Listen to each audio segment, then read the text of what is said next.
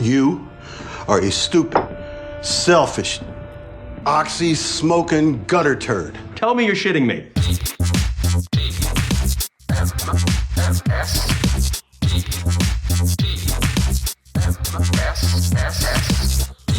The Morning Stream. Stir, whip, whip, whip, stir, beat.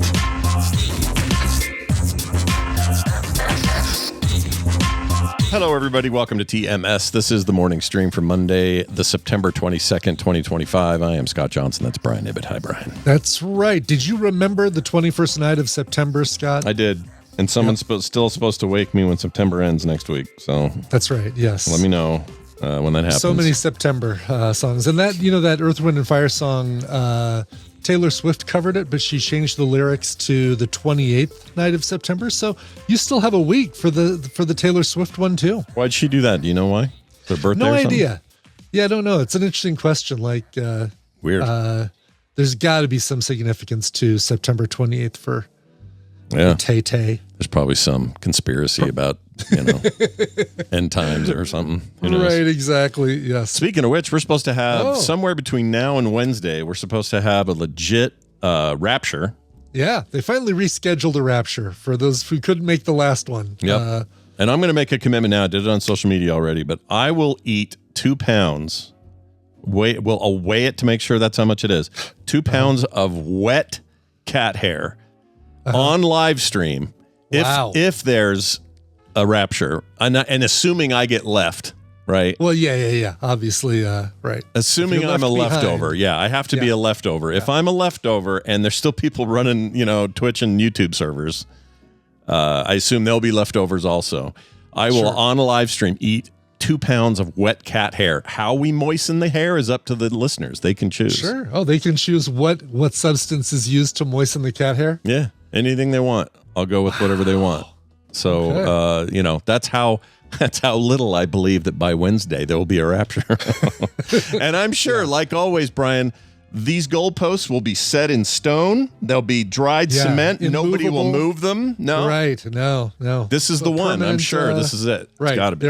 After this one, if this one isn't right, there won't be any future rapture dates planned. This is your last chance to see the rapture live in concert. Yeah, all those other thousands of them that have come before, those were just tests to see if you were ready. This one is the one. Mm-hmm. Okay, so 50% of you, see ya. Actually, some of you who think you're going, not so sure you would be if it was real.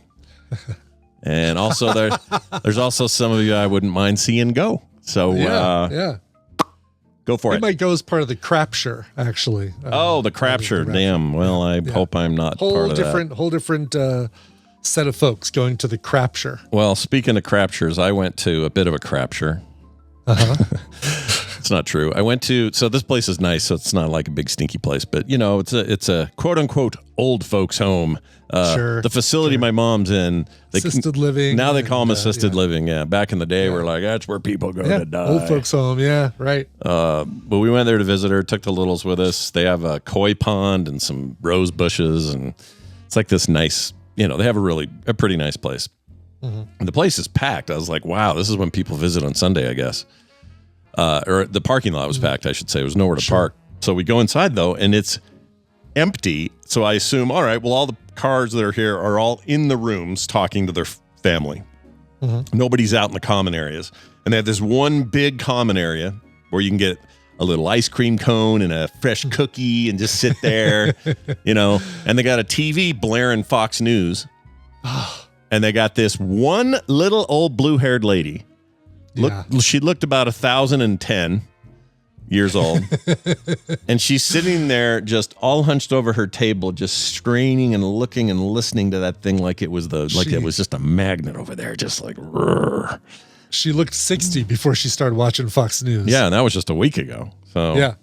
Anyway, she's in there just so focused on Fox News, of course, and she was so into it that I said to the lady, while I was up front, I said to the lady, I said, can we change that to like nature programming or something like for these kids? And she goes, oh, that lady over there will not like that. So I went, oh, okay. Guess I see what's going on. Okay, great. So it's take your ice cream and your cookie and get out. Yeah. Unless you want to Unless you want to hear how, yeah. So I went to my mom's room where she is watching reruns. Somehow she's getting reruns of America's Got Talent. Oh, okay. She really likes that. Yeah, you know what? Yeah. Good, wholesome entertainment. She's not a news person. She'll watch like, morning news, local stuff. Sure, but which is that 24-hour hardly thing. news. Yeah. 24-hour thing, forget it. She's not into it.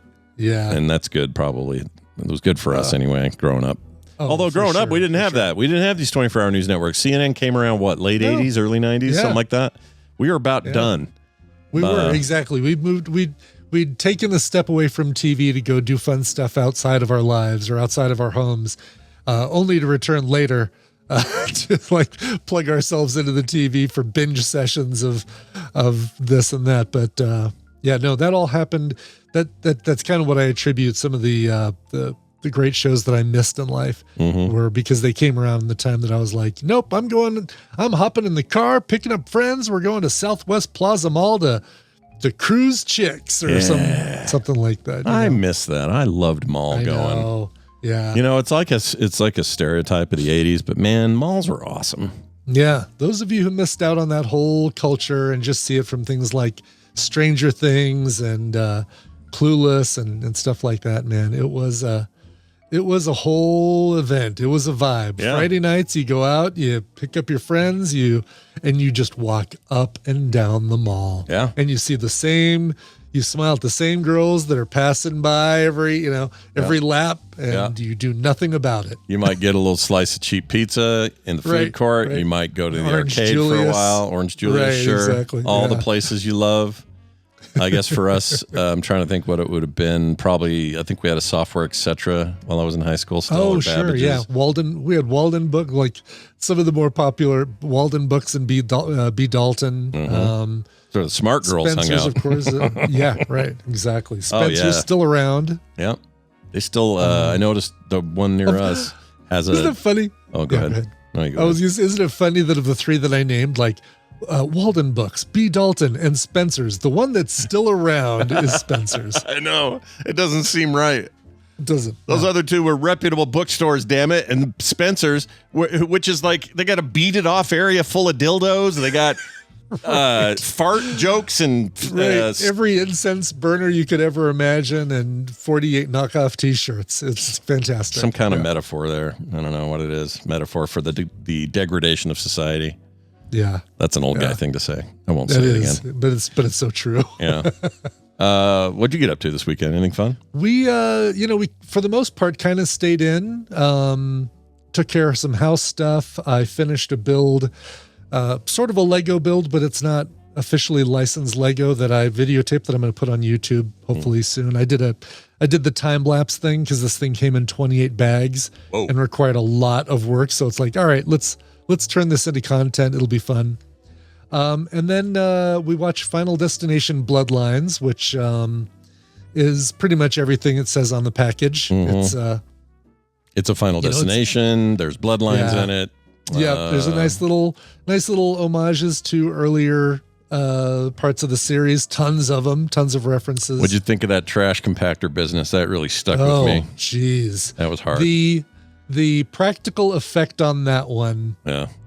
I think if they would have made her eyes move a little bit, it would have been sold even further on that. But it's a pretty rough business. It's so gross. I liked it though. I had a great time with that movie. Yeah, it was for fun. Sure. I was surprised how much Kim likes it. Kim's like, I don't want to see The Long Walk, and I'm like, but you like Final Destination? And she goes, yeah, but that's ridiculous. And I said, you know what? You're right. It is ridiculous. It's torture versus. In some cases, it's like, that person's a snot. They're probably going to die. That person's a real dickhead. He's probably going to die too. Plus, it's so over the top. It's just dumb. Yeah. Good dumb. It's a good dumb. It's a good time. It is good dumb, but it is like, BioCow nails it. It's the Rube Goldberg device deaths. It's like, the kid in the tattoo shop, and these 11 things have to be perfectly aligned in order for this one thing to happen that. Yeah. It's a good twist with him, though, I thought. At first, because you were just sure that, especially because his whole sequence was featured in the trailers, right? And so we were all just convinced that this D-bag at the tattoo shop was going to I don't want to spoil it. Have happened to what Right. happened, but the way it twists is interesting. But don't worry very if you're worried yeah. he lives on is going to be in a bunch of sequels. Don't worry about that either. Right, exactly. Then this might be your first time seeing a Final Destination film. Yeah. And next time you see an MRI machine, just be careful. Just walk away. Just walk away. We also watched a movie called Friendship. This is one that we'd seen trailers for and then kind of forgot about, but it's Tim Robinson and Paul Rudd.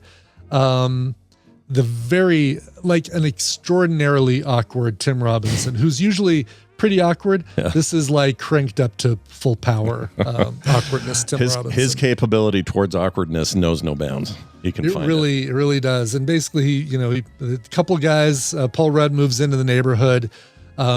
He's really cool. Tim Robinson kind of idolizes him a little bit, and through some bad decisions on Tim Robinson's part, kind of develops a man crush on a guy who kind of doesn't want him around anymore.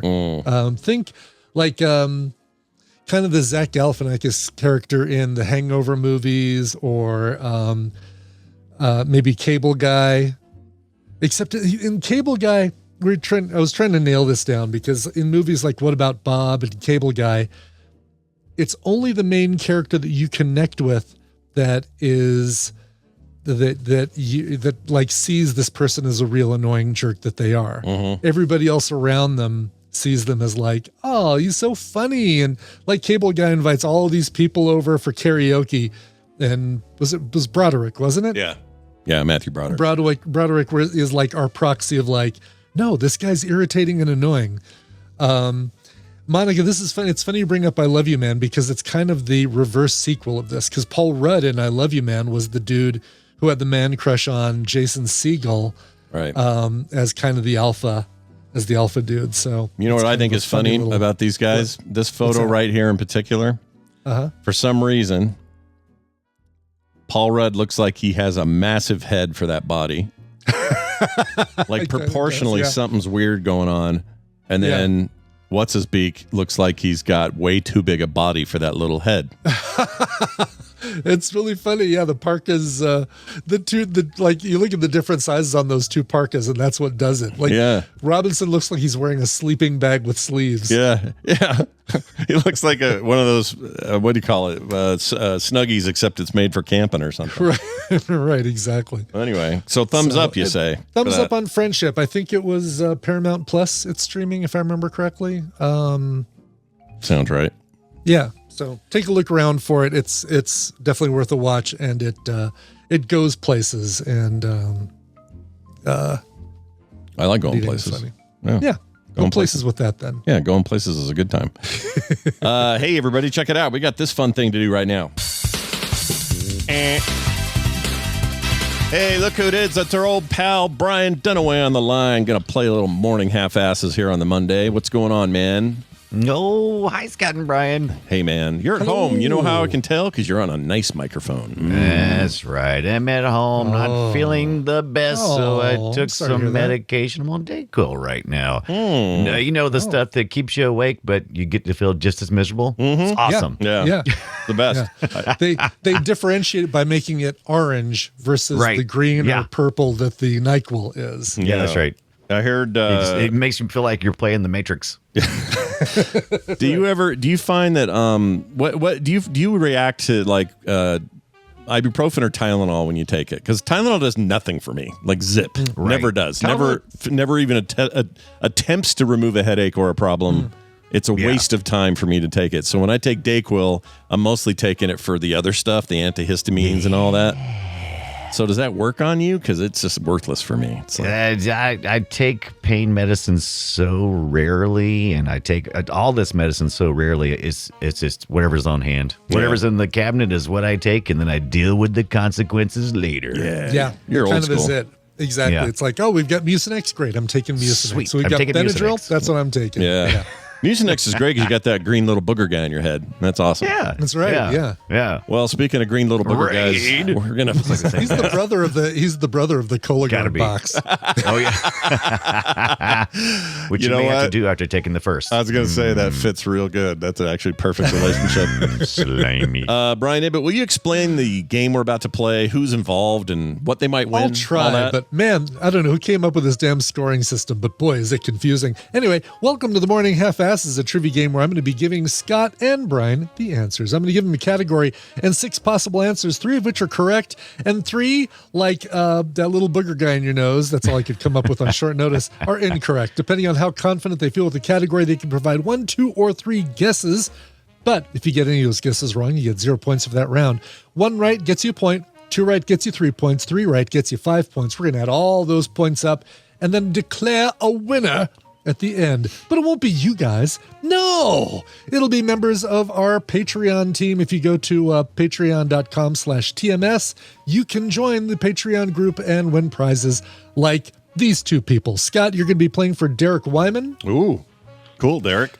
Yeah, and Brian, you're going to be playing for Josh Haskins. Oh man, he's cool Josh too. Haskins, Yeah, They're these both super cool. They both sound like 80s kids you're hanging out with before all the trouble starts. right, Where's Haskins? exactly. Oh shit, he dug up the bone or whatever. It definitely feels like a King story, doesn't it? Yeah. Haskins. Did you hear what Haskins did at Derek Wyman's party last weekend? yeah, it was epic. Let's go to the mall, just like we were talking That's right. about. All right, let's get to the first question here. Your first category is the Time Magazine Person of the Year. Which of these were Time Magazine's Person of the Year? Your choices are U.S. artists, you, the polar ice caps, the Twin Towers, the computer, and the endangered Earth. Oh man, These all sound. these are not real people though, except for Exactly. 2. Actually, 2 of these are real people. sort of. Or groups of people, or groups of but, people. Not single. It's not a person. Of Right, people. used to be like, here's a person, and they are our person of the year. Or for a long time, it was just man of the year, and then that got a little sexist. Yeah, it did. That got a little sexy. I mean, sexist. It was It's time such a for a fine line change. between sexy and sexist. All right, Dunaway, how you doing over there? You got the clicky click? Do I need to start the timer? I'm starting it right now. You got 10 seconds there, Dayquil. I'm in the future because I'm on Dayquil. Yeah. 1 day early. That's how that works. All right. You guys both locked in. And you both locked in on the same one. So it's either you live together or you die together. First off, you both selected you. Absolutely. This is Time Magazine included a little mirrored square on the cover. No, and isn't said, that clever? You are a person of the year. Yeah. Boy, it must have been a tough year that year. It's like, I don't know. If I remember right, it was like, hey, the social media world was like kicking off, and now we have the power, and they didn't realize how shitty social networks would do. Right. Nope, it was 2004. You were the man of the year, person of the year. Yeah. You guys also selected the computer, also a person of the year. So congratulations, Beep, the bop, computer. boop. Do you remember? Do you want to guess the year that the computer 1984. was? No, I'm going to say it was after YouTube because there was some kind of YouTube symbology on that cover. I want to say it was 2007. Brian was 2 years off. It was 1982. Oh, shit. Yeah. I'm all wrong on that then. The other one was the Endangered Earth. That was the person of the year in 1988. And the Endangered Earth is on the cover, like from Mad Magazine. It's like, who, me? You fold it in, and it's, it's Alfred E. Newman. Perfect. Yeah. Right. All right, let's go to question number 2. Number 2 is Damn, we're tied. board games published before 1950. Board games published before 1950. Your choices are Sorry, Boggle, Scrabble, Uno, Risk, and Candyland. 3 of those were published before 1950. Sorry, Boggle, Scrabble, Uno, Risk, Candyland. These are also names of future Jordan Peele movies. I don't know, but I like how you say it. Sorry, Uno, Boggle, Risk, Scrabble. Sorry, Boggle. And don't break the ice. All right, you guys both locked in on 2 of them. And once again, you locked in on the same 2. Get out of here. No That way. is awesome. Fully in sync. You locked in on Scrabble and Candyland. Let's look at Scrabble first. Those seem old. Scrabble was published in 1948, 2 years before Yeah, look at that. 1950. A little later than I thought, though. Scary. Candyland was published in 1949. Well done. You got them both. 49, baby. What was the other one? Wait, Sorry? Sorry was the man. other one. Also, we had bubble technology 1948. then? Is that We no? That's had- trouble. That's Yeah, trouble. Sorry Pop-O-Matic is the trouble. other one. Exactly. Oh, Yeah, okay. sorry is just dice and meeple. Meeples. When did Risk get? 1959 for Risk. Yeah, that seems like right on the start of the war game type of board games that started, right? Yeah, Stratego Yeah, and all right. that. Yeah. Uno, surprisingly, 1971. I thought I was way more aware of when Uno became available, like it was in the late 70s, early 80s. But It was so colorful. Uno was published in 1971. Boggle, 1972. Oh my But those gosh. letters in Boggle have been That around boggles forever. my mind. 72. That's crazy. That's Peggy Hill's Seems like- favorite game. She Yeah, played Boggle it seems with like her you friends. would. The reason why I didn't go a Boggle because I thought it has to have plastic, and I don't know if we were putting a lot of plastic in board games. Oh, and stuff sure. before For then. the war effort. Yeah, I for think the early war on, like Scrabble's all wood, like across the Yeah. board. Even the boards used to be wood, so that one makes sense. Oh, yeah. But yeah, Boggle. That one boggles the mind. Boggles It does. your mind. Ah, it's good All right, stuff. let's see if we can break this tie with question number 3. All right. Discontinued flavors of Jell-O. Believe it or not, 3 of these were actually real Jell-O flavors. Your choices are cream of mushroom, oh my barbecue, God. coffee, seasoned tomato, celery, and licorice. So Jell-O- 3 of these really were Jell-O So flavors. not just gelatin, Jell-O the brand is what we're Jell-O aiming the for brand, actual Jell-O the brand. So the gelatinous globulars, that's what's getting me, like cream of mushroom. If it ever existed, that's disgusting. here. It's very disgusting. Man, we've never had a 6-on-6 tie at this stage. This is nuts. No, it's pretty Well, not rare. only that, I guess we've never had us choose the same exact answers to rare. rounds. I know, yeah, you guys in the first 2 rounds. We'll have to see if that happens a third time. Weird. All right. Brian's Dunaway. still deciding. He's the decider. Oh, am I waiting on me? Oh, I'm sorry. Apologies. I don't know. You're the great decider. That's right. Okay, I chickened out. locked in. I chickened out. You did. I know that licorice was very popular during the 30s into the 50s or so. So Yeah. I just assumed. Oh But yeah, the rest of them were you go down to the local concern and get you a licorice whip. That's Yeah, right. You know, Yeah. like you got my dad's got bursitis, but I've got 5 cents to spend. I'm going to the I the learned that town while we was- thing. Yeah. I learned that while I was To the doing that Piggly deep Wiggly. dive for the Play Retro show for the Let's Go All Go to the Lobby thing. Oh yeah, That's when I learned that. Oh yeah. Yeah. have ourselves a All snack. right. All right. Let's see what you guys chose. Scott, you risked things with 2. Brian, you played it safe Chickened with 1. Mm-hmm. Let's see what happened here. Scott, you chose coffee as one of your choices. Coffee another one. indeed was a discontinued flavor of Jell-O. And Brian, you clicked it Thought and about it. unclicked it. Yeah. Chickened out. Pure guess there. It just seemed like a weird thing they would do. So That's right. Let's see. I guess the other choices, Scott, you chose seasoned tomato. Brian, you chose licorice. One of you is correct. The other one is incorrect, which means we will have a decision on this game. holy shit. Let's see what happens. The answer is seasoned tomato. Scott got it. Good Got job. 2 in each Scotty. round. Celery, the other option, by the way. There was a discontinued celery I flavor. had celery and coffee, but I just couldn't did. do it. I should You have got did. away I from was- licorice. I almost I do love- chose celery because here in Utah we're famous for shredding celery and carrots. Yeah. Carrots. And Yeah. putting it in our stupid Jell-O. And growing up, And I celery's- hated both of those things. Terrible. Yeah, You celery's know- practically a fruit too, right? So I mean, come on. Kind of. Practically. Practically. I mean, it's not tangy. I don't know what celery is. It's a waste of time. Celery's not. So it just Jell-O. adds texture. That's the thing. Jell-O has to kind of be bland, right? And Yeah. so celery is about as bland as you can get. Yeah. Yeah. Why? The seasoned tomato you know, surprised me though. Why put anything in Jell-O except for mandarin orange slices? Really? I mean, come on now. Bingo. Do not put marshmallows in. No. Do not put shreds of vegetables in there. And please, for the love of God, do not put cottage cheese in there. That's right. You psychopaths. Like I think I grew up with all these 70s ladies. Like my mom, my aunts. Yeah. They all loved that shit. And they were making it every day.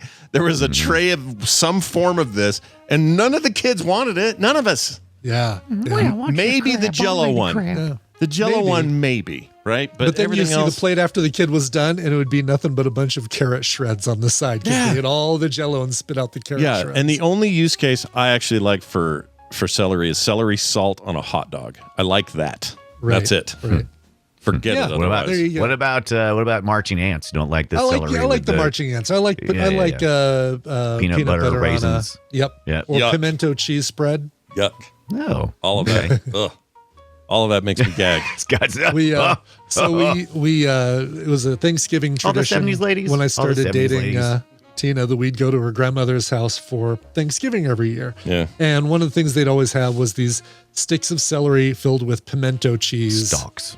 spread. Stalks, thank you. I'm just kidding. Doesn't matter. No, it is stalks. Doesn't matter.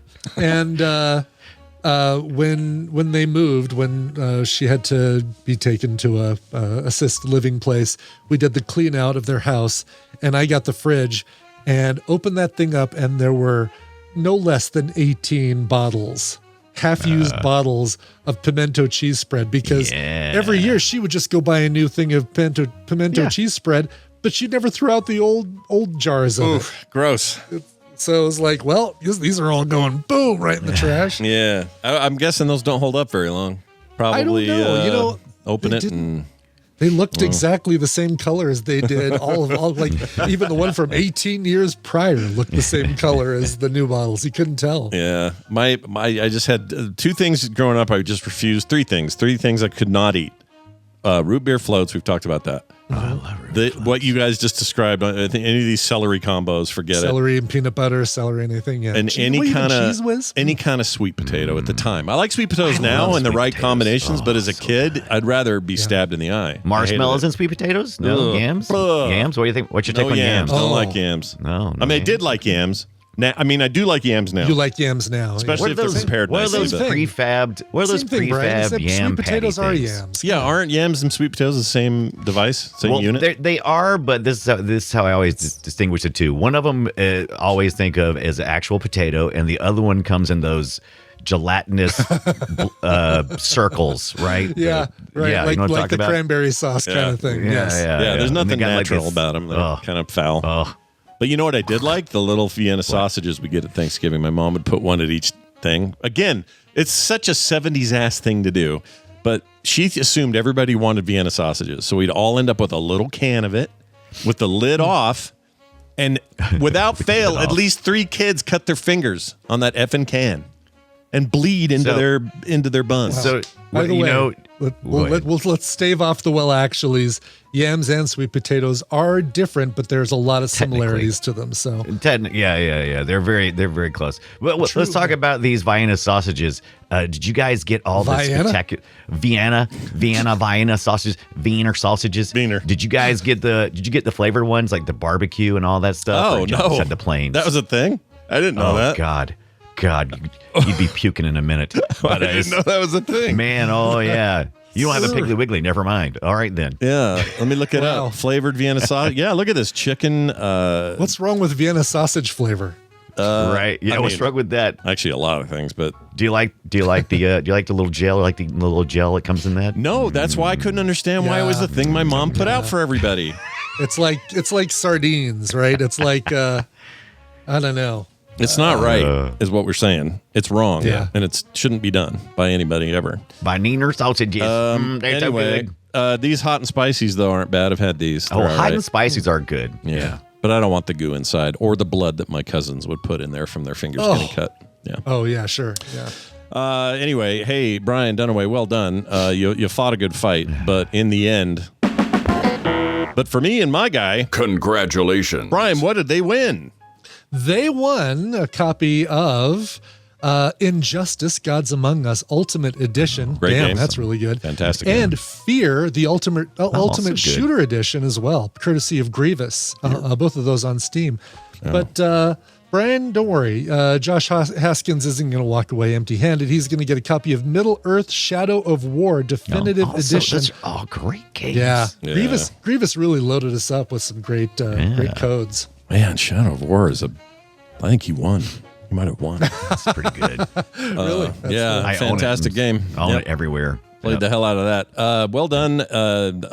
Everybody did it. And even Dunaway deserves a clap on the back. I hope you feel better, though, dude. I hope the Dayquil, clears out whatever the hell's going on there.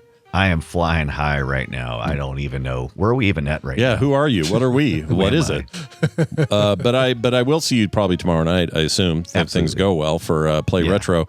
What are we covering this week, just so people know what they're tuning in for? Oh, we're playing the Star Trek, the 25th anniversary edition, which I loaded up on my DOS 6.22 machine, and it is kind of cool. Is this the one you play from the bridge? Like you're on the bridge controlling everything? Yeah, you got it's kind of almost like a point and click, but it's got a little more to it. But you play from the bridge, you got landing parties. It's really cool. I mean, it's old. I like it a lot. There's a really awesome, not enough people played it, and it required multiplayer to really be any good. But and if you had VR support, but it was this, forgot what it was called, but basically you remember that mobile game where it's like, shut down the venters. Okay, I've got the thing. What was that called? Climbing the Jeffries tube. It was the team, something Space Team? Space Team, something like that. Yeah, right. I think that's right. It was basically a big 3D graphical Star Trek themed version of that.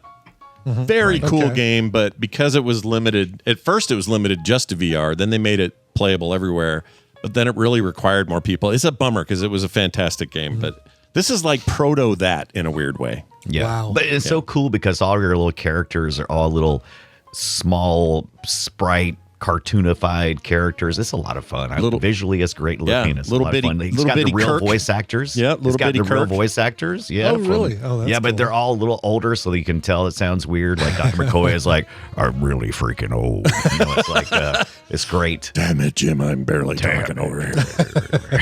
Well, we look forward to that. That'll be tomorrow. That'll be fun. It'll be a great time. Brian Dunaway, please kiss our butt. All right. Oh, there he goes. Wow. All right, guys. Settle in. It's time for this. Where is it? Right here. And now, welcome Steven to the show. He's a huge freaking nerd. Dollar bills, y'all. Steven Schleicher from Majorspoilers.com joining us as he does every once in a while on a Monday. Hello, Steven. How are you? Hello, Scott. Hello, Brian. I am doing fine for a Monday. Yeah? How's school? How are the kids? How's the next generation doing there? Everyone okay? These kids will be fine, I think. I think this generation maybe will be probably fine. Okay. Oh, God. Okay. I hope so. I wish they didn't. It just sounds like a glimmer of hope. It doesn't sound like a lot, but a glimmer. No. It's a glimmer of hope. Yeah. I need them to be able to clean up all our shit. That's what I need. Yeah. Yeah. Maybe they will. Maybe, you never know. But we're glad to have you. We have you on to talk about the latest in pop culture, comics, movies, that kind of fun stuff. But today, in specific, you're going to talk about a thing that I'm excited about because I need the world of digital comics to find whatever future footing it needs to be viable, to not be all consolidated or get messy with Kindles and stuff and all that. Like what we thought Comixology might be for our lives before it got kind of bastardized. Tell me there's hope. Well, okay, so in defense of Comixology, it's still around. You can still buy your digital comics and read them on your iPad or your Android device. You just have to use the Kindle app, right?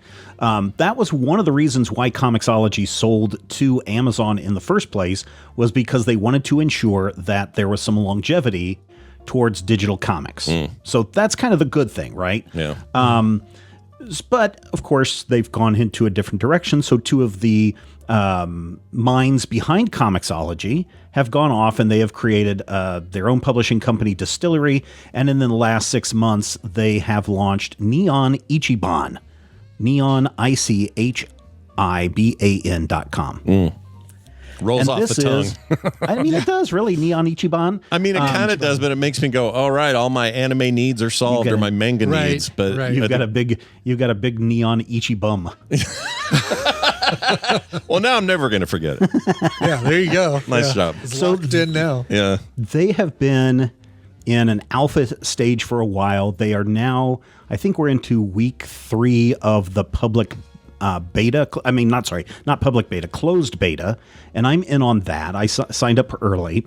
And on the surface, it feels just like a Comixology experience. You've got your library there. You can buy your comics. And last week, they announced like 3 more publishers signing on. So last week, they signed on Titan Comics, Mad Cave Studios and Dynamite Entertainment. They already had DC, Marvel, Vault Comics, Kodansha, which is your manga, your Shonen Jump stuff here in the United States. Viz, I think, is part of this as well.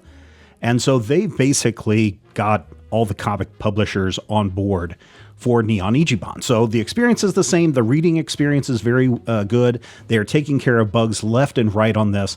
And when it launches, it should be a pretty good experience for everybody who's looking for one place to get your comics on day and date release. Okay, that's good. That's cool. Yeah, so that way you don't have to worry about going and getting the Dark Horse app or the DC app or the Oni Comics app. Just Neon Ichiban is the place to go. Now they have one-stop shop. Yeah. Now, I don't think that they have launched their app yet. So right now you will have to read it through the web interface. So, open up your Chrome browser on your mobile device and go to town there. There you go. The thing this is where I think people are going to have some controversy. I'm sure there's people jumping up and down right now saying, yay, here's the Comixology replacement. So they have an option where you can download some comics. If some publishers allow you, you can download your comic book in PDF form. So you can keep it, do whatever you want with it when you have that. And then they also have the ability to resell your comics.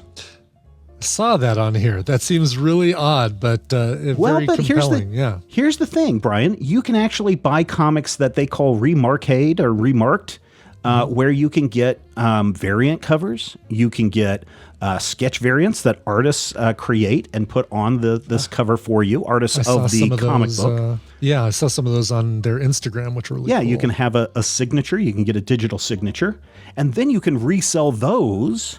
And they have a digital provenance that goes with it. So essentially a digital certificate of authentication.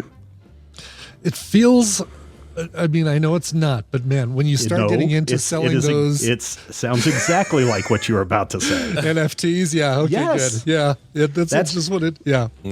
So that's the thing. It sounds like an NFT, but it almost sounds like an NFT that's done right. Because when you resell your stuff, 30% of that transaction goes back to Neon Ichiban, which then splits it with the creators and or the publisher. Yeah, people have lost sight of the value in the blockchain of digital stuff because NFTs became this quick scam of look at this monkey, you'll never get another one, whatever. And that all took a big dump. But what shouldn't be lost on all of this, and it's really unfortunate, the technology underlying it has applications. And digital rights and payouts, royalties, that sort of thing on digital content, which we currently don't have any other way of doing, is we need a way to do it. Like that, we are definitely heading to a place where we've got to get to that. So I don't have a problem with this implementation, like at all. This isn't them going, I'm only making 15 apes and you got to get your sad ape if you do that. Isn't this this is more like, hey, it's your work, and down the road we're gonna essentially, we'll have ownership and we'll be able to sell this thing, but you get a piece, everyone gets a piece, whatever piece they should get. Now whether that negotiation is the right level of piece or anything, like I don't know if they've done all that due diligence, but the back end tech for this is not the problem. It was how people were trying to scam each other. Yeah, I was trying to make a fast buck off of it. And that's why I think that Chip Mosier, who's one of the people that's involved with this, really feel like they know where they're going. Chip goes all the way back. Remember, if you guys remember back in the day, you used to be able to get like 1,000 comic books on a DVD or a CD. He was one of the people behind that idea of first putting comics digitally onto a CD that you could buy. So he's been in this world for a long time. And again, for those of you that know what an NFT is, you're sitting there going, no, what you're describing is an NFT. But if you are somebody that's lost track of NFTs, you don't care for it, but you suddenly hear, oh, I have this digital proof that this signature is from Jim Lee, and that is attached to this comic book cover that he also sketched, and this is a unique or limited edition, very much like blind bag variants that we can go get at the store today. And I can resell that, maybe make some money off of that.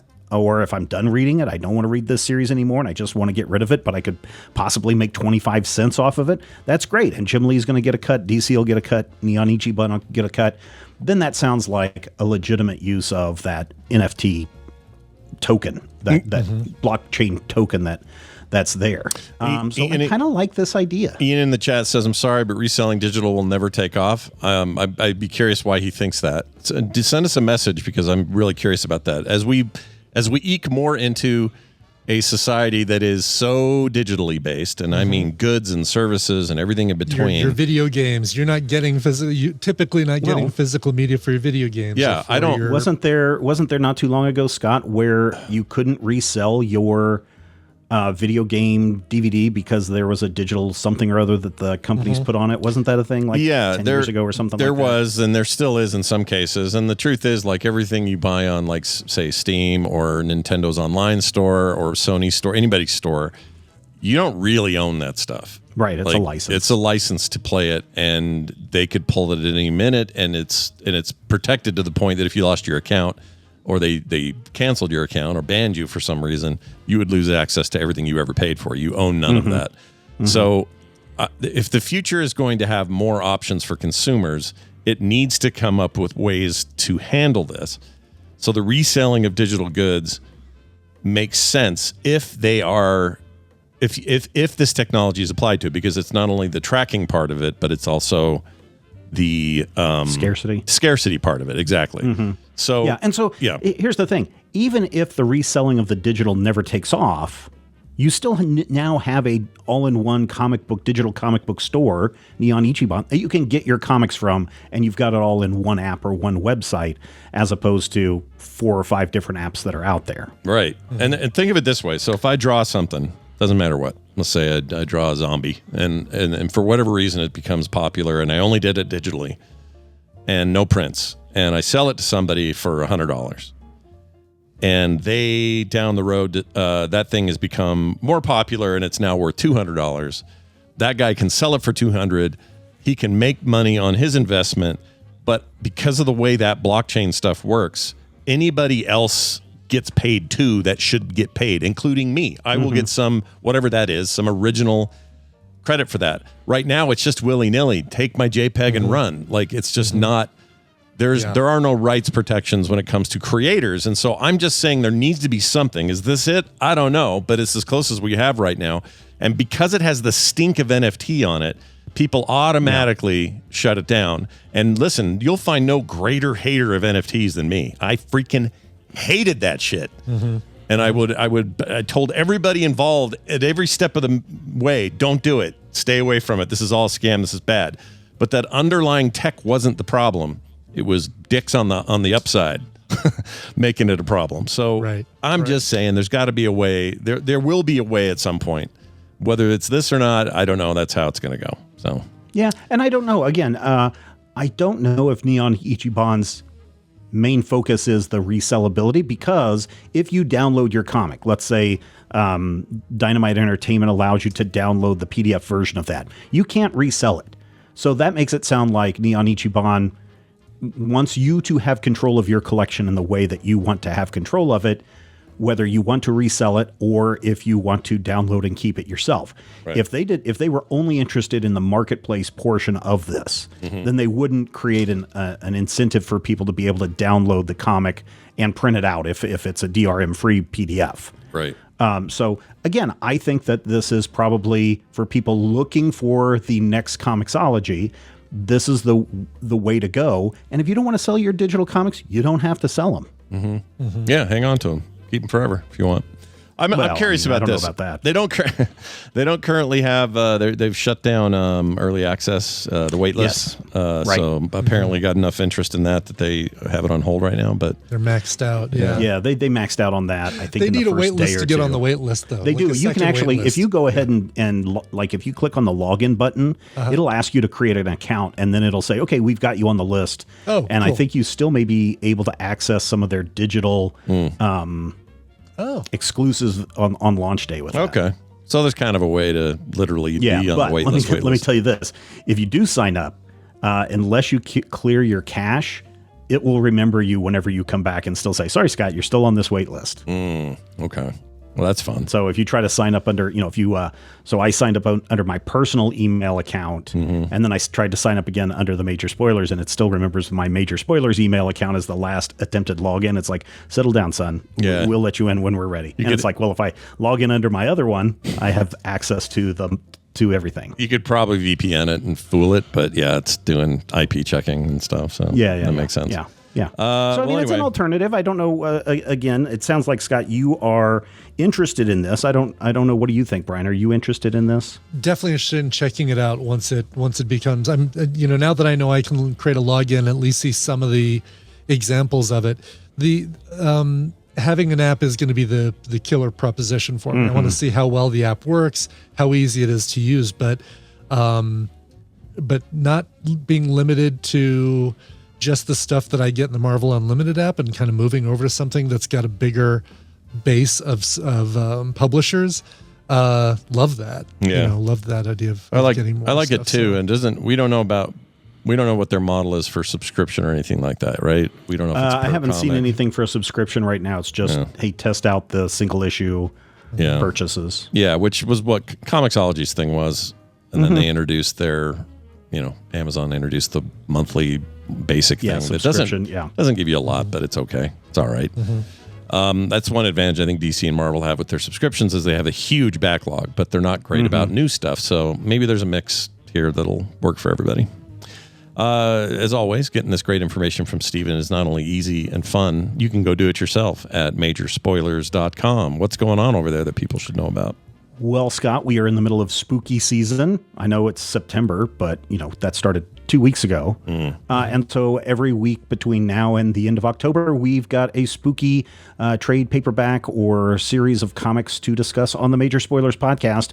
You can check those out every Wednesday morning wherever fine podcasts are served. And there you go. All right. Should I drink this time of year, or are we better off? Well, yes, we've got Oktoberfest coming up this weekend here in Hayes. Oh, yeah. So there's definitely going to be some drinking going on. But I think what you're saying is, Scott, is that everyone should drink some water and stay hydrated. I think right. I think that is what I'm saying. Even at your Oktoberfest, alternate beer, water. Beer, water. Brian, when's Beer Fest? Soon, right? It's no, not till October.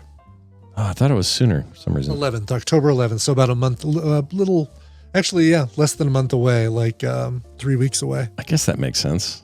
I don't know why I thought that it was earlier. It's October. It's like Oktoberfest, basically. It's like Oktoberfest, yeah. I mean, there's really does take place in October. It used to be Labor Day weekend, and they have slowly, like over the past 10 years, moved it later and later and later and later. And thank goodness. Sure. Makes sense. I got in the mood yesterday and drew this skeleton man with his skeleton dog. Nice. Yeah. Funny you did that. Like we've got these skeletons. I went and bought the 3-yard skeletons, not the massive ones that, dwarf the house, but the ones that are like actual human sized. Yeah. And I've been trying to figure out, all right, how am I going to arrange them this year? And we were at the store. We were at a place that sells a ton of Halloween decorations, and they had dogs. And I was going to do one of them walking the dog, and the other 2 skeletons jumping in fear from the skeletal dog. Maybe one of them like jumping into the arms of the other one or something. We will require photos of your efforts. Yes, there will be as soon as it's done. You'll get that. I like the huge ones. I just have nowhere to keep those. Yeah, that's the thing. It's They're massive. So what are you going to do? But you have to have special storage for these like 12-foot giant things. There's somebody up the block who has 2 of them, and they go all out for Halloween. Yeah. They seriously must have a storage locker somewhere where they put all their skeletons, their coffins, their giant bats. I mean, they have like a dozen massive things that they put out in the yard. Yeah. Our neighbors who do that have a shed they built just for all their stuff. Sure. And they keep all year stuff, and they do 4th of July stuff, they do Christmas, they do that, and then the whole neighborhood clogs up traffic right there. Yeah. Trying to get past kind of drives me nuts if I'm honest, but whatever. There's one about 5 minutes away from me that has the giant skeleton, and they just decorate him. They just redecorate him for different times of the year. So he was dressed like a leprechaun for a while, or really just like a green hat stuck to his head and holding a clover. And then they had back to school, and now he's dressed up as a Denver Bronco jersey. Like they're really creative in their massive clothing for this giant skeleton. I love it. All right, you guys, we're going to do some of your emails, some of your feedback. Check this out. We got one from Seeb. Remember Seeb? The controversy of Seeb? Yeah, like wondering about the when did tree something happen? Yeah. Such and such. And you'd think, well, he'd write in and go, oh, sorry, guys, voice to text, the kind of stuff really bumbles up. You never know. Autocorrect really screwed me. Sorry. Yeah. Nope. We got something just as stupid. Seeb says, hi, his is Seeb again, and you, period, know me, period.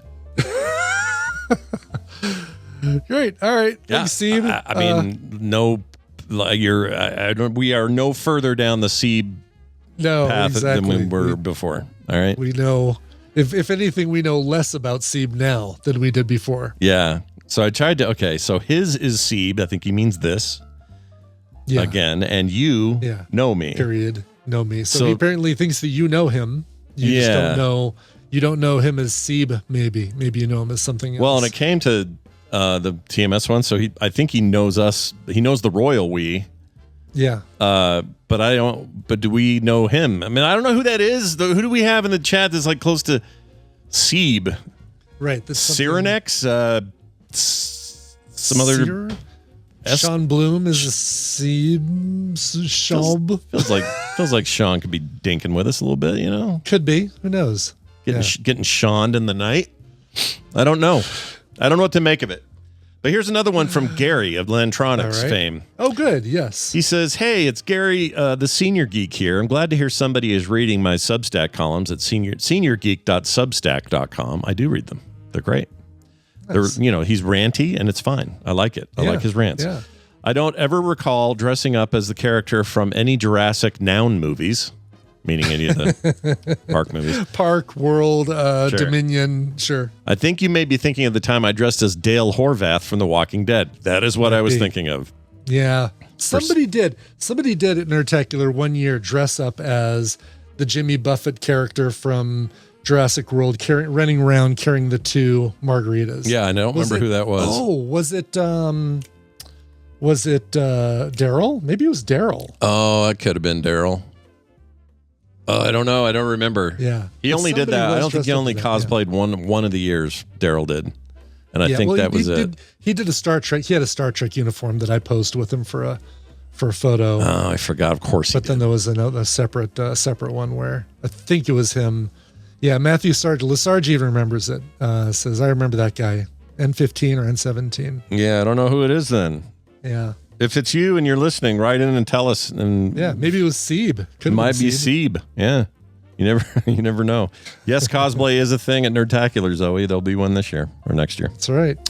I made a big deal out of that at this thing because this hotel also houses a bunch of folks for FanX next week or this week. And I said, so a lot of the time of the year, you guys are very businessy here. And she's like, yeah. And I said, but then that comes and then you guys got a bunch of nerds in black t-shirts or cosplay, people walking around like Spider-Man. She goes, oh yeah. And I said, and how do you feel about that? And she goes, oh, we love it. And I went, okay, good. Yeah. Because we're going to have a lot of black t-shirted people, maybe some dressed up as Spider-Man. We don't know. Glad to hear you say that because as a matter of fact, but you know what? Yeah, no, I think somebody, it was the Plaza folks said that we are so much more polite than the typical convention groups that they get in there. Like if we need something that they might have screwed up in our room, we're nice about it. And we're like, hey, my water coming out of my tap smells like sulfur. And instead of like, you need to move me out of this room right now. Don't you know who I am? We don't get over drunk and break anything. We don't like wreck rooms. Exactly. I hear the Germans. There might be a bra left in an elevator here and there, but so what? I was going to ask Brian or Steven about this. Speaking of Germany, the Marvel's moving all of Marvel Comics, like the comics division is moving to Germany out of Georgia. Really? Yeah. I just heard about this. I didn't realize it was in Georgia. I thought it was still in New York. Yeah, no, I know DC's in New York. I don't know where Marvel was before this, but they've been in Georgia forever. There was something going on with that. Okay. Yeah, I wish I knew the details, but I was going to ask him. I forgot. Anyway, he goes on to say, these days I am no longer Gary from Lantronics, nor am I Gary from the Woody lot, or even Gary from Batu. I am just mostly Gary the retired lazy bum when I'm not out manning an invisible table at rally against fascism or waving a sign at a No Kings demonstration. Dude's active. He's a true He is hippie. active. Do you think he wrote indivisible table? But I bet you're right, manning an invisible table. Well, no, maybe is it indivisible table? I don't know. Oh, is there a company maybe Indivisible that he mans their table for them? I don't know. No idea. He capitalizes it, so maybe. He does. Yeah, he did actually. Yeah. Yeah. Plus, does an invisible table need manning? Isn't that just sitting? I think it's on just a sitting. chair? Yeah. I don't think you have to man anything, Yeah. Yeah. Anyway, thank you, Gary. It's just always good to hear from Gary. This is Always good. Yeah. It was an email I didn't want to let slip through the cracks. Listen to post show today. You guys are going to want to do that because after the song, there is an old 2020 mashup called What's His Power compilation, which is likely, I'm guessing, I haven't checked it, but I'm sure it's me saying, "Hey, Brian, what's his power?" And Brian telling me. The Stanley impersonations. Yeah. So if you're looking Excelsior. If you're looking for like 3 minutes of that coming your way by way of Jamie, You're big in thanks luck. to him. Yep. Today's your day. Brian, let's if you're get not out. looking forward to it, you better listen to it because it's hilarious. Yeah, it's real good stuff. Real quick note, frogpants.com/TMS. Big stuff coming in the Nerdtacular site. That will start showing up today. Watch for it. I can now put all a bunch of details now that the contract's signed that I couldn't before. And we're just going to start building that thing out. And before you know it, all hell breaks loose. So watch for that. It's don't forget community rules. All right. And you're part of it. So we're going to make that happen. All eyes on the Nerdtacular site, frogpants.com/Nerdtacular. Brian, you got anything else before we play a song? No, that's it. We should play a song. That's it. Let's play a song. This one, it's appropriate for Colorado today. We're about to get a ton of rain. Glitch wrote in and said, anytime this week is fine as my wife's birthday is the 26th. Hello, Screech and Bang. I get it. I try to expand everyone's knowledge of random bands that you can't play, i.e. Ghost Data, Dream Eater. Dang good song, though, but I digress. My lovely lady love's savior of my life is having another spin on this earth. So let's hear a great cover of the band Garbage in her honor, and I'm so grateful for being able to spend another year with her. Oh, love that. And you know what I realized I did? I might have put the wrong version of the song in.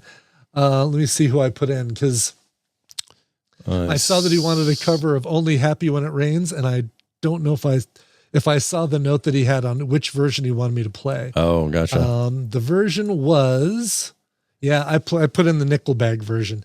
So you're going to hear Only Happy When It Rains by Leather Strap. Okay. Yeah. All right, then. And I'm just going to get that in there before it goes over to Scott to add to the end of the show. I don't know who Leather Strap is. Who is this band? Tell me more. You're asking me to tell you something that I don't even know. Oh, you don't know. Never mind. You don't need to tell me. Apparently, they're not on iTunes. Oh, this might be difficult. Glitch, why do you do this to me? Why do you pick stuff that? Well, he's called Glitch, so he is called Glitch. Yeah. Here we go. Leather Strap is. They're with Cleopatra Records. They're produced by Claus Larson. Sweet. There is a video on YouTube that is going to be the source of the audio if I can't find it on Amazon or iTunes. We'll see. You can just send me a link if that's easier. I can pull it out. Oh, I will do that. Yeah, Yes. super easy. Oh, and they spell leather differently. It's L-E and that A-E thing. Maybe that's why I didn't see them on iTunes. Anyway, Leather Strip, Only Happy When It Rains, going out to Glitch. This show is part of the Frog Pants Network. Yes. Get more at frogpants.com. Great, what are you so sore about?